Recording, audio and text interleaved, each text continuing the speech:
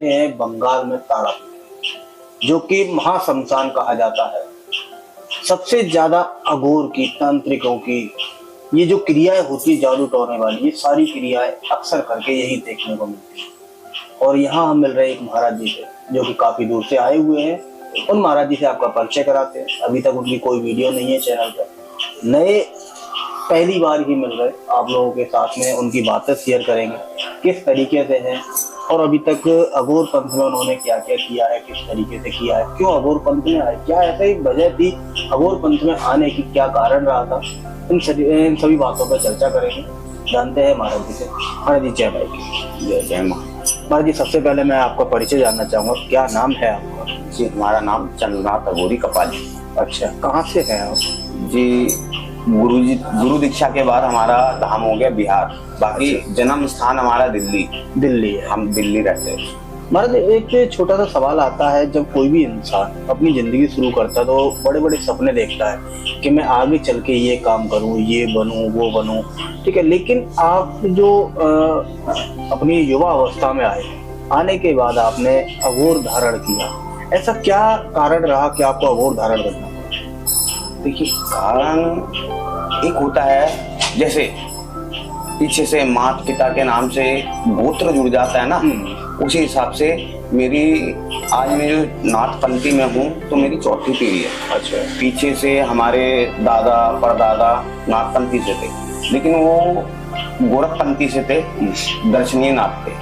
हम अघोरपंथी में घुसे। हमारे सबसे बड़े दादाजी जो है श्री श्री 108 बाबा पन्ना नाथ जी महाराज, जिन्हें स्थल भोर में गद्दी मिली हुई है, हरियाणा। अच्छा। उसके बाद हुए हमारे चाचा जी श्री श्री 108 बाबा दौलतनाथ जी महाराज, उन्हें भी गद्दी स्थल भोर में मिली हुई है, हरियाणा में। उसके बाद हमारे पिताजी बाबा पप्पे नाथ जी महाराज, उन्होंने एक जहाँ हम निवास करते हैं दिल्ली में स्थान बनाया हुआ है, आश्रम बनाया हुआ है। उसके बाद हम आए हैं चंद्रनाथ अघोरी कपाली दिल्ली आश्रम में बैठे। अच्छा, ये तो हो गए आप अघोर में आने से पहले या अघोर में आने का कारण हो गया। आपने अघोर को आते हुए, आप अघोर से जुड़े हुए कितना टाइम मिला? मुझे अपने गुरुजी के सानिध्य में रहते रहते कम से कम 5 से 6 साल हो गए। 5 से 6 साल हो चुके हैं। क्या मैं आपके गुरुजी का नाम जान सकता हूँ? हमारे गुरुजी है श्री तारानाथ अघोरी कपाली, बिहार आश्रम जी, बिहार आश्रम से हैं। तो आपने अघोर में आने के बाद ऐसा अभी तक क्या महसूस किया, क्या सीखा है, और उनसे जो आपके गुरु हैं उनसे आपको किस तरीके की शिक्षा मिली है, एक बार जनता को बताएं तो ज्यादा सही रहेगा। शिक्षा और दीक्षा आत्मा और शरीर का एक मिलन है। अगर आपको प्यास लगेगी तो आपका गला सूखेगा, आपको पानी पीना पड़ेगा तो ही आपके कंठ को शांति मिलेगी। उसी तरीके से शिक्षा और दीक्षा का मिलन है। आप दीक्षा लेते हैं, शिक्षा नहीं ली तो वो चीज व्यर्थ है। दीक्षा ले ली, शिक्षा नहीं ली तो वो व्यर्थ है। जब दीक्षा लेते हैं तो शिक्षा तो लेनी पड़ती है, क्योंकि जब हम स्कूल में भी पढ़ने जाते हैं, हमारी जो शुरुआती जिंदगी होती है, तो पहले हम गुरु के पास जाते हैं, जिनको हम अपने टीचर बोलते हैं, उनके पास जाएंगे, वहां से हम शिक्षा लेते हैं, तब जाके हम जिंदगी में कुछ कर पाते हैं। चलो, ये तो हो गया अघोर की बात है। अच्छा, अघोर में कुछ चीजें मैंने देखी हैं, आप भी अपने साथ में रखते हैं। ये जो मुंड है, इनको कपालिक बोलते हैं। शायद मैं भी काफी टाइम से हूँ तो मुझे पता है। तो इनका क्या मतलब होता है? ठीक है, हमारे गुरुजी का कहना है, मैं किसी और की नहीं कहता, हमारे गुरुजी का कहना है जो भी अघोर है वो बिना कपाल के परिपूर्ण नहीं होता। अच्छा। क्योंकि कपाल में हमने जितनी साधना करी है, जितने शक्तियां जागृत करी है, सिर्फ महामाई गुरु गोरखनाथ और महादेव को छोड़कर आप सभी शक्तियों को उस कपाल में एकत्रित करके रख सकते हैं। अच्छा, इसलिए कपाल रखा जाता है कि शक्तियां आपके पास में रहे। जी। अच्छा, आप जो शक्तियों का करते क्या है? शक्तियों का किसी के उद्धार के लिए उपाय करा जाता है, इस्तेमाल करा जाता है। किस तरीके से उद्धार? मान लीजिए जैसे हमारे पास कोई आया, प्रेतवादा, भूतवादा, या फिर पारिवारिक मसले बहुत होते हैं लोगों के, तो उस समय उन चीजों को इस्तेमाल किया जाता है। अच्छा, जैसे कि महाराज आपने बताया कि 5 से 6 साल हुई हैं अभी आपको इसमें आए हुए अघोर पंथ में, तो 5 से 6 साल में आपने अघोर सीख लिया? देखिए, जैसे जिस तरीके से कुएं को जितना गहरा को खोदा जाए पानी सूख जाएगा, अगर उसे आप दोबारा खोदेंगे दोबारा पानी निकल जाएगा। अघोर पंथ या किसी भी आप पढ़ाई को ले लीजिए, जितना आप पढ़ेंगे वो पढ़ाई उतनी गहरी हो जाएगी।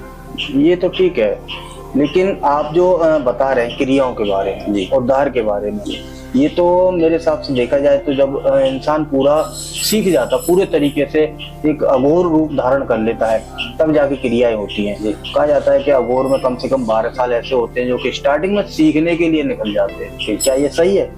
ये बात बिल्कुल सत्य है, लेकिन जिस तरीके से हमारे गुरुजी का व्यवहार है, विचार है, गुरुजी कहते हैं हमारे कि जब तक आप किसी चीज का प्रयोग नहीं करेंगे तो आपको उसका परिणाम नहीं मिलेगा। हमारे गुरुजी ने हमें अभी कुछ समय हुआ है कि आप अपना कार्य आरंभ करिए।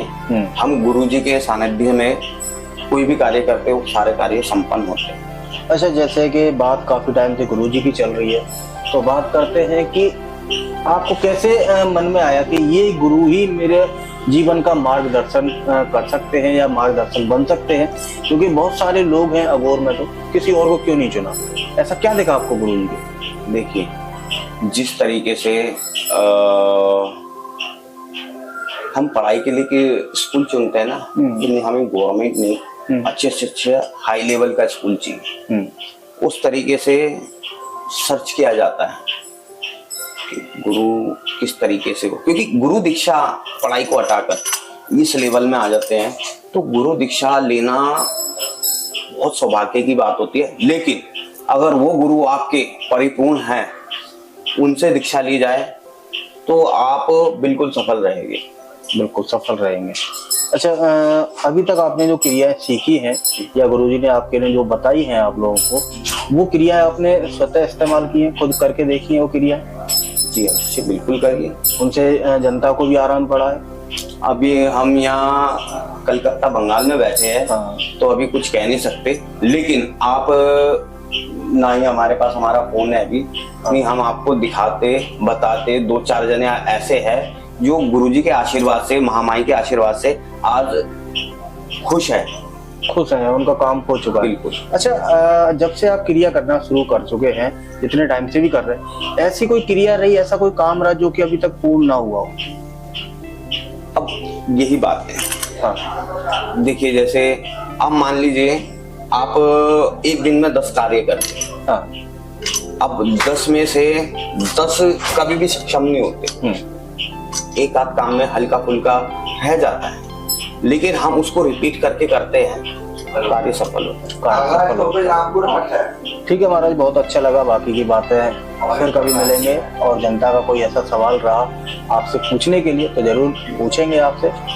बाकी बातें बहुत अच्छी रही गुरुजी के बारे में जो आपने बताया है, शायद ही ऐसी बातें हर कोई बता पाए। बहुत अच्छा, जय।